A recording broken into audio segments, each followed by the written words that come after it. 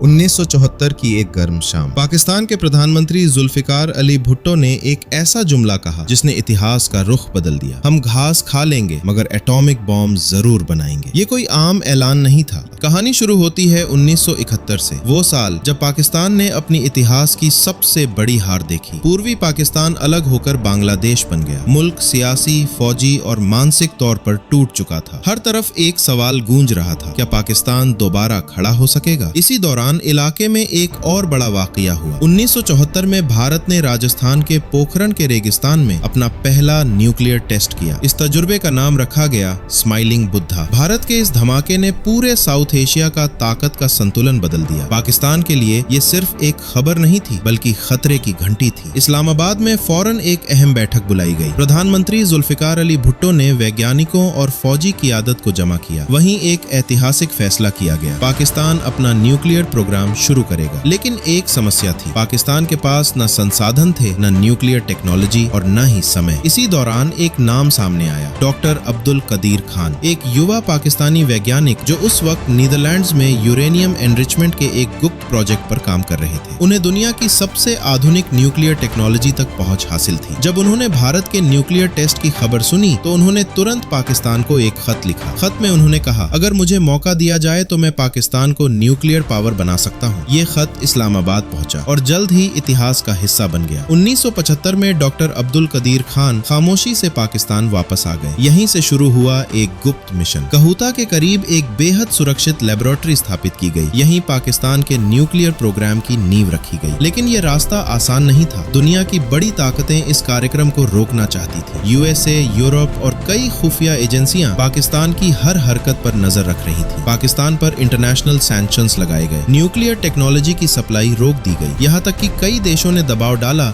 कि पाकिस्तान ये कार्यक्रम बंद कर दे। लेकिन पाकिस्तान के वैज्ञानिकों ने हार नहीं मानी। दिन रात लेबोरेटरीज में काम जारी रहा। कहूता की सुविधाओं में गुप्त परीक्षण होते रहे। यूरेनियम एनरिचमेंट के सेंट्रीफ्यूज बनाए गए। ये सब बेहद खामोशी से हो रहा था। यहाँ तक कि पाकिस्तान के अंदर भी बहुत कम लोगों को पता था कि असल में क्या हो रहा है। 1980 के दशक तक पाकिस्तान ने बड़ी तरक्की हासिल कर ली थी। अब वैज्ञानिकों के पास वो क्षमता मौजूद थी जिससे न्यूक्लियर डिवाइस / वेपन बनाया जा सकता था। लेकिन एक बड़ा सवाल बाकी था, क्या पाकिस्तान सच में न्यूक्लियर टेस्ट / एक्सप्लोजन करेगा? साल गुजरते रहे, कार्यक्रम गुप्त ही रहा। फिर 1998 आया, मई का महीना, और एक बार फिर इतिहास ने करवट ली। भारत ने पोखरण में एक के बाद एक 5 न्यूक्लियर टेस्ट कर दिए। दुनिया भर में ये खबर आग की तरह फैल गई। अब दबाव पाकिस्तान पर था। इस्लामाबाद में आपात बैठकें होने लगी। अंतर्राष्ट्रीय ताकतें पाकिस्तान को रोकने की कोशिश कर रही थी। यूएसए और यूरोप ने कड़े चेतावनी संदेश दिए। कहा गया कि अगर पाकिस्तान ने न्यूक्लियर टेस्ट किया तो उस पर सख्त आर्थिक प्रतिबंध लगाए जाएंगे। ये एक बेहद मुश्किल फैसला था। एक तरफ अंतर्राष्ट्रीय दबाव, दूसरी तरफ नेशनल सिक्योरिटी। कुछ दिनों तक पूरा देश बेचैनी में डूबा रहा और फिर 28 मई 1998 का दिन आ गया। बलोचिस्तान के जिले चगाई के पहाड़ खामोश खड़े थे। ये पहाड़ सदियों से वैसे ही थे, मगर उस दिन कुछ अलग होने वाला था। जमीन के अंदर गहराई में एक गुप्त सुरंग में पाकिस्तान का पहला न्यूक्लियर डिवाइस लगा दिया गया था। काउंटडाउन शुरू हुआ। वैज्ञानिक स्क्रीन / मॉनिटरिंग स्क्रीन पर नजरें जमाए बैठे थे और फिर एक जोरदार धमाका हुआ। चगाई के पहाड़ सफेद धूल के बादल में छिप गए। पाकिस्तान ने अपना पहला न्यूक्लियर टेस्ट कर दिया था। सिर्फ एक नहीं बल्कि उसी दिन